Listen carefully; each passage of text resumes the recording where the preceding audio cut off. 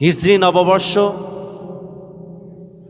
তার মানে হলো একটি বছর শেষ হয়ে গেল, আরেকটি বছর শুরু হলো।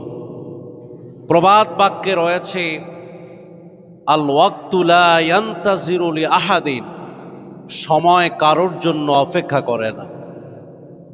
সময় তার নিজস্ব গতিতে চলে। সময় যে 1 সেকেন্ড যাচ্ছে তা আমরা হারিয়ে ফেলছি। কিন্তু আমার প্রশ্ন হচ্ছে, সময় তো চলে গেল, কিন্তু আমাদের জীবনের হিসাবের কি হলো? আমাদের তা ভাবা উচিত। আল্লাহ রাব্বুল আলামিন বললেন, আল্হাকুমুত তাকাসুরু হাত্তা যুরতুমুল মাকাবির। হে আমার বান্দারা, দুনিয়ার মোহ, দুনিয়ার প্রাচুর্য তোমাকে এমন ভাবে আচ্ছাদিত করে ফেলেছে, একদিন হঠাৎ করে তোমার সামনে তোমার মৃত্যু নামক সেই ভয়ানক ভয়ঙ্কর সেই মৃত্যুটুকুন তোমার কাছে হাজির হয়ে যাবে, আর তুমি কবরে চলে যাবে, তুমি একটু টের পাইবা না। তোমার জীবনের হিসাব কি করেছো? তুমি হিসাব করে কি কোনোদিন দেখেছো? এজন্য সূরা আসর নাজিল করলেন, ওয়াল আসরি ইন্নাল ইনসানা লাফি খুসরিন ইল্লাল্লাযীনা আমানু ওয়া আমিলুস সালিহাতি ওয়া তাওয়াসাউ বিল হাক্কি ওয়া তাওয়াসাউ বিস সাবর। আল্লাহ তাআলা জীবনের কসম করে বললেন, হে আমার বান্দা, তোমার জীবনের সময়গুলোর কসম করে আমি বললাম, তুমি কি কোনোদিন চিন্তা করেছো? তুমি কি তোমার জীবনের হিসাব কি তুমি মিলিয়ে দেখেছো কিনা? তুমি দেখো না, তোমার আশপাশের সব মানুষগুলি ক্ষতির মধ্যে আছে, তবে তোমার পাশে যারা ইমানদার, যারা নেক কাজ করে, যারা সৎ কাজ করে, যারা ধৈর্য ধারণ করার আদেশ দেয়, সৎ কাজের আদেশ দেয়, শুধুমাত্র ওই লোকগুলো জীবনের হিসাবকে মিলাইতে পেরেছে, আর না হয় পৃথিবীর কোনো মানুষ জীবনের হিসাব মিলাতে পারে না। জীবনের অনেক স্বপ্ন, অনেক আশা, কিন্তু আপনারা বলেন তো, মানুষের জীবনের আশা কি কোনোদিন পূরণ হয়? হয় না। জীবনে আমার অনেক স্বপ্ন, অনেক আশা, কিন্তু জীবনের শেষ মুহূর্ত আমার সেই আশাটা নিরাশায় হয়ে যায়। স্বপ্নটুকু আর কোনোদিন স্বপ্নের মধ্যেই থাকে, বাস্তবে আর হয় না। এই জন্য প্রিয় ভাইরা আমার, জীবনের হিসাব মিলাতে হবে। জীবনের হিসাব কোন জায়গায় মিলবে, এই ইহকালের জীবন সার্থক হয়ে যাবে, আখিরাতের জীবনটাও সার্থক হয়ে যাবে। ঠিক এইভাবে প্রতিদিন আমাদেরকে যোগ বিয়োগ করে রাতে ঘুমাতে হবে। কিন্তু আমরা তা করি না। নতুন বছর এসেছে, কিন্তু আমাদের থেকে একটি বছর হারিয়ে গেল। জীবনে আর কোনোদিন এই বছরটুকুন ফিরে আসবে না। আমরা নতুন বছরকে স্বাগত জানাই। আল্লাহ নবী যখন চাঁদ উদিত হতো, নতুন বছর যখন আসতো, তখন তিনি বলতেন, আল্লাহুম্মা আহিল্লাহু বিল আমনি ওয়াল ঈমান ওয়াস সালামাতি ওয়াল ইসলাম রব্বি ওয়া রাব্বুকাল্লাহ। আল্লাহুম্মা আহিল্লাহু আলাইনা বিল আমনি ওয়াল ঈমান ওয়াস সালামাতি ওয়াল ইসলাম রব্বি ওয়া রাব্বুকাল্লাহ। আল্লাহর কাছে বলতেন, আল্লাহ, যেই বছর, যে নতুন বছর আমাদেরকে তুমি দিয়েছো, যেই মাসটা আমাদেরকে নতুন ভাবে আমাদেরকে দিয়েছো, তুমি আল্লাহর কাছে চাঁদের কোনো ক্ষমতা নাই, সূর্যের কোনো ক্ষমতা নাই কল্যাণ অকল্যাণ দেবার জন্য, কিন্তু তোমার কাছে কল্যাণের আশা করি। আগামী একটা বছর যেন নিরাপদে যায়, নিরাপত্তা যায়, নিরাপদে যায়, ভালো যায়, কল্যাণে যায়। ও আল্লাহ, তোমার কাছে সাহায্য চাই, তুমি আমাদেরকে সাহায্য করে দাও। এই দোয়াটা চমৎকার একটি দোয়া। রাসূলুল্লাহ সাল্লাল্লাহু আলাইহি সাল্লাম মাসের শুরুতে বা বছরের শুরুতে তিনি এই দোয়াটা পড়তেন। প্রিয় ভাই সব আমার, মানুষের ব্যক্তিগত জীবন, মানুষের পারিবারিক জীবন, সামাজিক জীবন, রাষ্ট্রীয় জীবন, এমনকি জীবনের প্রত্যেকটা কর্মের জন্য হিসাব রাখা জরুরি। কি রাখা? হিসাব রাখা, হিসাব করে চলা, হিসাব করে করা। তাইলে ওই কর্মের মধ্যে, ওই জীবনের মধ্যে বরকত পাওয়া যায়। আল্লাহ রাব্বুল আলামিন পবিত্র কোরআনের সূরা রহমানে তিনি বললেন, আশ-শামসু ওয়াল কমারু বিহুসবান, আমি সূর্য আর চন্দ্র এই দুটা মূল্যবানের জিনিস আমি তৈরি করেছি হিসাব রাখার জন্য। ওয়াশ-শামসু তাজরি লিমুস্তাকাররিন লাহা যালিকা তাকদীরুল আজিজিল আলীম ওয়াল কমারা কদ্দারনাহু মানাজিলা হাত্তা আদা কাল উরজুনিল কদিম। সূরা ইয়াসিনের আয়াতে কারিমায় আল্লাহ তাআলা বললেন, সূর্যকে আমি যে তৈরি করলাম, আমি হুকুম করে দিলাম, সে তার নির্দিষ্ট কক্ষপথে নির্দিষ্ট সময়ের জন্য নির্দিষ্ট জায়গায় সে চলাফেরা করে। কোনোদিন সে আল্লাহর হুকুমকে লঙ্ঘন করবে না। ওয়াল কমারা কদ্দারনাহু মানাজিলা হাত্তা আদা কাল উরজুনিল কদিম, আর আমি চাঁদকে তৈরি করেছি, চাঁদকে আমি নির্দিষ্ট মঞ্জিল আমি দিয়েছি।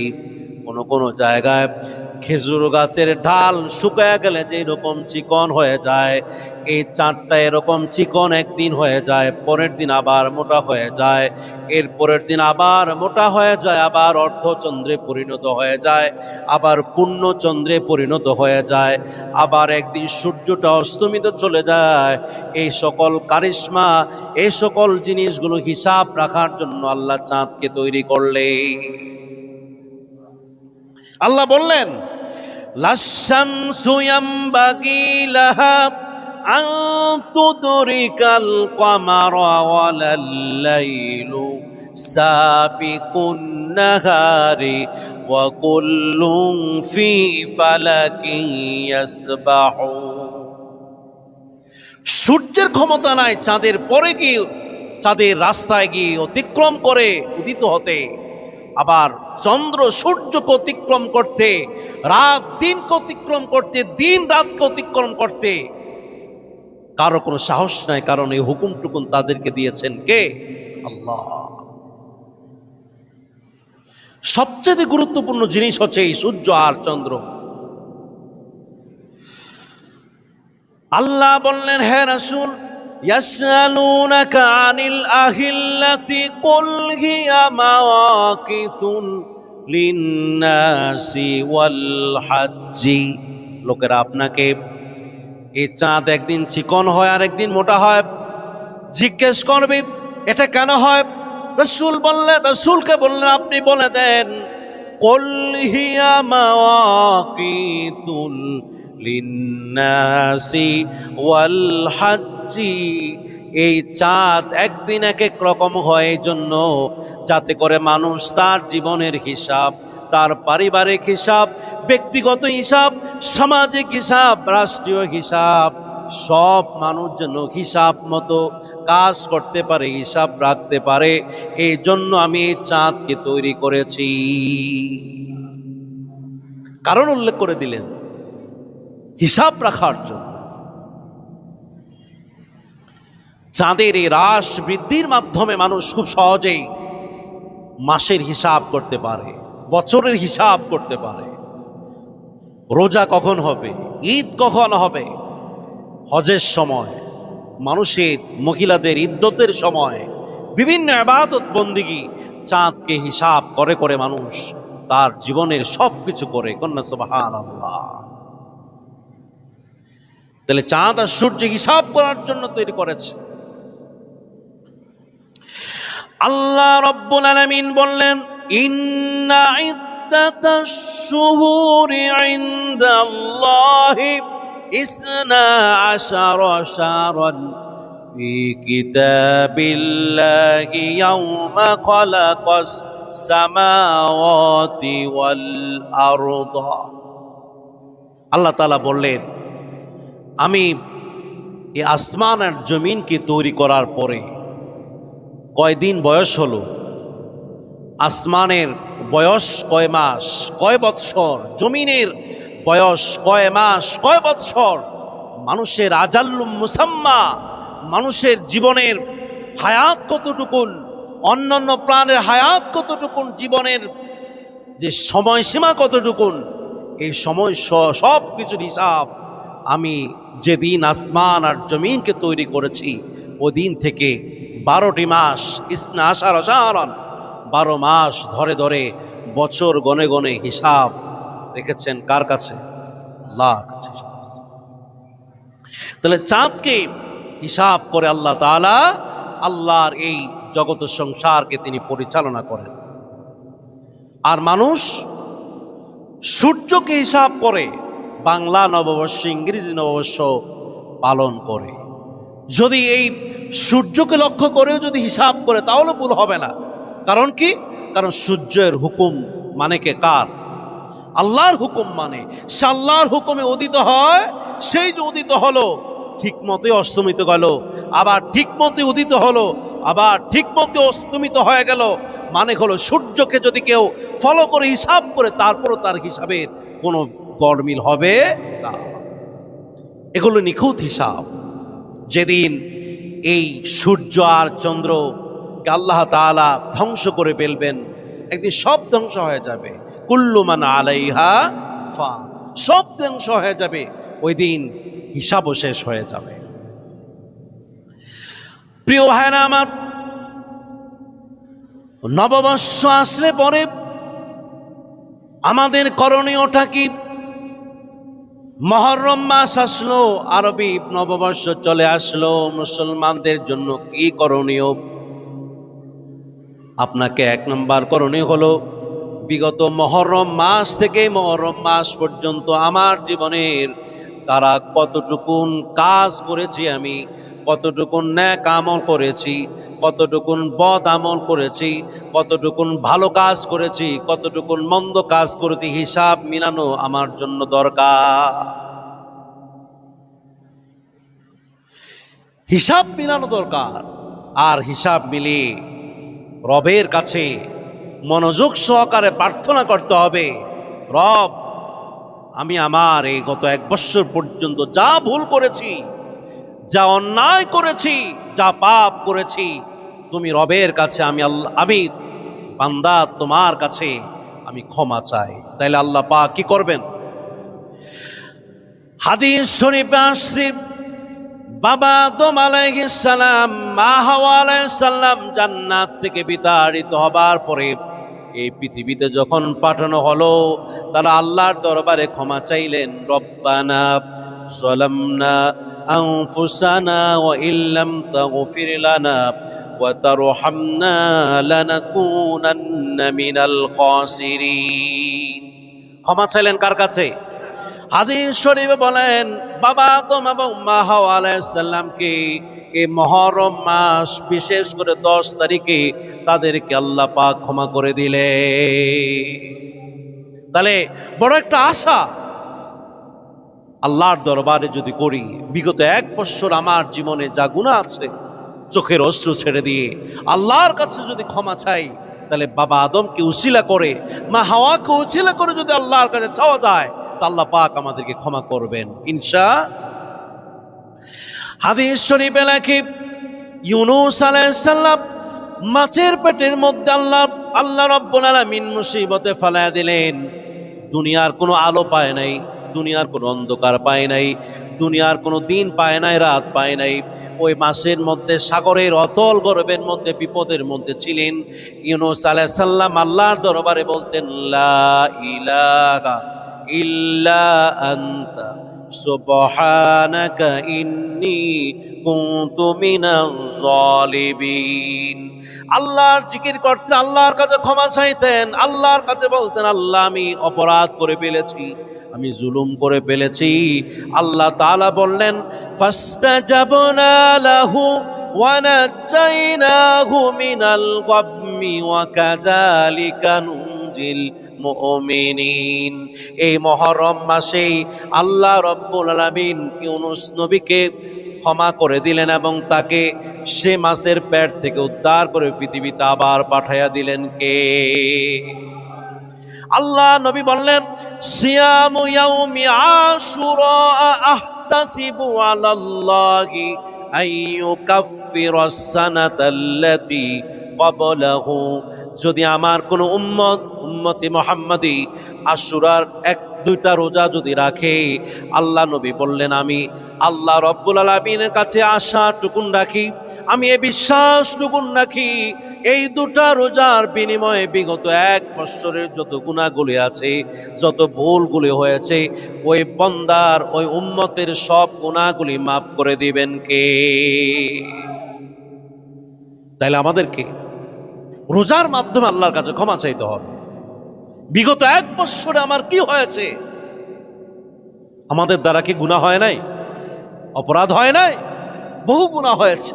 আল্লাহর কাছে রাতে উঠে বা রোজা রেখে আগামী বৃহস্পতিবার এবং জুমাবার, আগামী বৃহস্পতিবার এবং জুমাবার, এই 2 দিন 9 এবং 10ই মুহররম আমরা রোজাটা রাখবো। রোজার মাধ্যমে বিগত 1 বছরের যা গুনাহগুলি আছে আল্লাহ পাক আমাদেরকে মাফ করে দিবেন ইনশাআল্লাহ। ভাইরা আমার, এই মুহররম মাস বিশেষ করে 10 তারিখ এত গুরুত্বপূর্ণ। আল্লাহ তাআলা বললেন, ইয়াউমা খালাকাস সামাওয়াতি ওয়াল আরদা, সেদিন আমি আসমান আর জমিন সব কিছু আমি তৈরি করেছি। গুরুত্বপূর্ণ দিনে মানুষ যে কোনো কাজ আরম্ভ করে। ঘর বাড়ি রোববারে বৃহস্পতিবারে মানুষ কি করে? আরম্ভ করে না? বরকতের জন্য।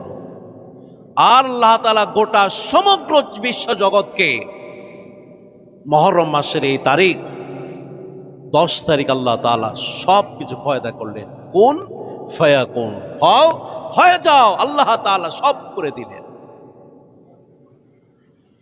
এই জমিনে বৃষ্টি হতো না, সর্বপ্রথম মেঘমালা তৈরি করলেন এবং জমিনে আল্লাহ তাআলা এই মুহররমের এই 10 তারিখ আল্লাহ তাআলা সারা পৃথিবীতে পানি নাজিল করে মানুষের উপর রহমত নাজিল করে দিলেন। নবী রাসূলদের জীবনে বহু অলৌকিক ঘটনা।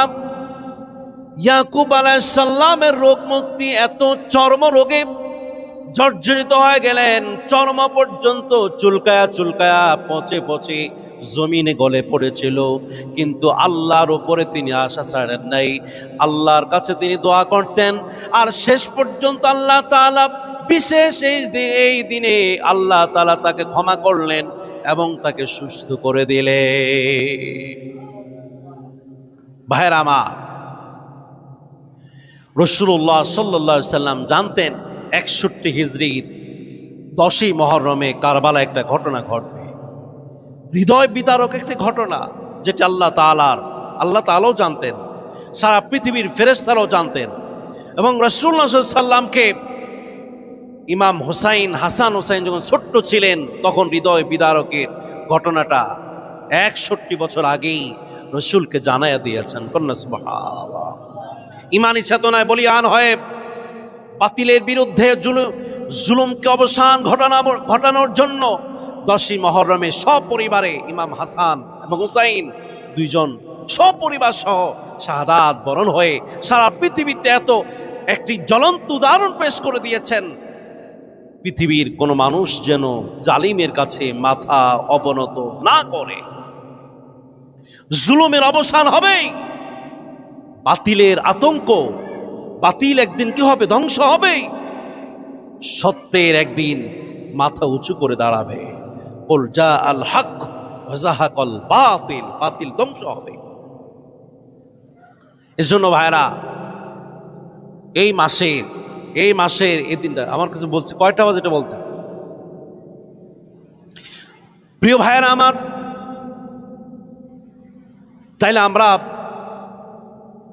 নতুন বছর আসলে আমাদের প্রথম পরিকল্পনা হচ্ছে বিগত এক বৎসরের হিসাব টেনে আনা, এনে আল্লাহর কাছে ক্ষমা চাওয়া। দ্বিতীয় নাম্বার হচ্ছে আগামী একটি বৎসর আমাকে পরিকল্পনা করতে হবে কিভাবে আমাকে চলতে হবে। আগে যদি আমার ভুল হয় তাহলে এ বৎসর আর ভুল করা কথা কয় না, যাবে না। গত বৎসর আমি গুনাহ করেছি, এ বৎসর আমি গুনাহ করব না। গত বৎসর আমার নেক আমল কম হয়েছে, আমি এ বৎসর নেক আমলকে বাড়িয়ে দিব, কারণ আমার জীবনের বড় হিসাব হচ্ছে নেক আমল আমার বেশি আছে কিনা। এই জন্য আল্লাহ রাব্বুল আলামিন বললেন, ওয়া আনিবু ইলা রাব্বিকুম ওয়া আসলিমু লাহু মিন ক্বাবলি আন ইয়াতিয়াকুমুল আযাবু সুম্মা লা তুনসারুন। বান্দা, তুমি তোমার রবের দিকে ফিরে আসো। অন্য জায়গা আছে, দ্রুত এগিয়ে আসো, আল্লাহর কাছে সারেন্ডার করো। কারণ আল্লাহর আযাব যে কোনো সময় হঠাৎ করে তোমার কাছে চলে আসতে পারে, তখন সাহায্য করার কেউ থাকবে না। মহান রবের দিকে দৌড়ে আসো। সূরা জুমারের 54 নম্বর আয়াত, 55 নম্বর আয়াত আল্লাহ বললেন, واتبعوا أحسن ما أنزل إليكم من ربكم من قبل أن يأتيكم العذاب بغتة। কোরআনের অনুসরণ করো। কোরআন ছাড়া তোমার এই জীবনের হিসাব কখনো মিলবে না। মিলবে? কোরআন ছাড়া কখনো মিলবে না। কোরআনকে প্রাধান্য দাও। আর সেই সূরা তওবার 36 নম্বর আয়াতে, যে 36 নম্বর আয়াতে মুহররমের কথা আছে, সেখানে বলা আছে, মিনহা আরবাআতুন হুরুমুন যালিকা তিনুল কাইয়িম ফালা তাযলিমু ফীহিন্না আনফুসাকুম। 4টা মাস, এর মধ্যে মুহররম, আল্লাহ নির্ধারিত মাসে খবরদার গুনাহ হয় এমন কাজ তোমরা করো না। কথাটা কার? রাসূল বলেছেন, সুমু আশুরা ওয়া খালাফু ফীহিল ইয়াহুদা। ইবাদত যদি করতে হয় নিরেট ইবাদত করো, তবে ইহুদিদের বিপরীত করতে হবে। ইহুদিরা রোজা রাখতো কয়টা? এক। তাহলে আমাদেরকে রোজা রাখতে হবে কয়টা? 2টা। তাহলে অন্যায় করা যাবে না ইবাদতের ক্ষেত্রে। অন্য ক্ষেত্র, মান তাশাব্বাহা বিকওমিন ফাহুয়া মিনহুম। ইহুদি খ্রিস্টানদের সাথে সাদৃশ্য রাখে এমন কাজও তোমাকে করতে পারবে না। এটা তোমাকে প্রতিজ্ঞা করতে হবে। কিন্তু বড় আফসোস এবং দুঃখের বিষয় হলো, আমার এই যুব সমাজ আজ ইহুদি এবং খ্রিস্টানদের সেই খেলাকে এমনভাবে গুরুত্ব দেয় এবং এমনভাবে আনন্দ উল্লাস করে, কিন্তু মনে হয় যেন তার কাছে এটাই সবচেয়ে বড়। কিন্তু আপনাকে জানতে হবে, হে যুব সমাজ, হে যুবক, হে মুসলমান, তোমার ঈমান এবং আমল সবচেয়ে বড় জিনিস। তোমার ঈমান এবং আমল যদি দুর্বল হয়ে পড়ে, তাহলে তুমি এই পৃথিবীতে যেভাবে সর্বনাশ হয়ে যাবে, কবর, হাসর, মিজান, ফুলসেরাত, সব জায়গায় তুমি এরকম নৈরাশ হয়ে যাবে, তুমি ঠকে যাবে, ক্ষতি পড়ে যাবে। রাসূল বলেছেন, আল কাইসু মান দানা নাফসাহু ওয়া আমিলা লিমা বাদাল মাউত। নবীজি বলেছেন, বুদ্ধিমান তো সেই যে নিজেকে নিয়ন্ত্রণ করতে পারে, গুনার কাজ থেকে নিজেকে নিয়ন্ত্রণ করতে পারে, আর মৃত্যুর পরবর্তী জীবনের জন্য যদি আমল করে যেতে পারে, তার মতো বুদ্ধিমান পৃথিবীর মধ্যে আর কেউই নাই। তাহলে মুহররম মাস, এই নতুন বছর আমাকে প্রতিজ্ঞা করতে হবে, গুনাহ হয় এমন কোনো কাজ আমাদের যেন না হয়। আর সবচেয়ে প্রতিযোগিতা করতে হবে কিভাবে সবচেয়ে বেশি নেক আমল করা যেতে পারে। রাসূল বলেছেন, মাহে রমাদানের পরে সবচাইতে উৎকৃষ্ট যেই রোজা, যে আমল, সেটা হচ্ছে মুহররম মাসের আশুরার যে দুটা রোজা, আফজালুস সিয়ামি বা'দা রমাদান শাহরুল্লাহিল মুহাররম। রাসূলুল্লাহ সাল্লাল্লাহু আলাইহি সাল্লাম মক্কা থেকে মদিনায় মুনাফফরা যখন গেলেন, ইহুদিরা তারা রোজা রাখতেন। রাসূল জিজ্ঞেস করেছেন যে, মা হাযাল ইয়াউম আল্লাযী তাসুমুনাহু, তোমরা যে রোজা রাখো, কেন রোজা রাখো?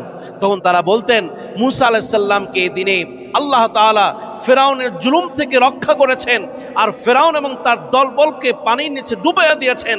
এজন্য মূসা আলাইহিস সালাম শুকরানা হিসাবে তিনি রোজা রাখতেন। রাসূল বলেছেন, ফানাহানু আহাক্কু আউলা বিমূসা, আমি মূসার ব্যাপারে সবচেয়ে বেশি হকদার, যেহেতু তিনি রোজা রেখেছেন আমিও রোজা রাখলাম।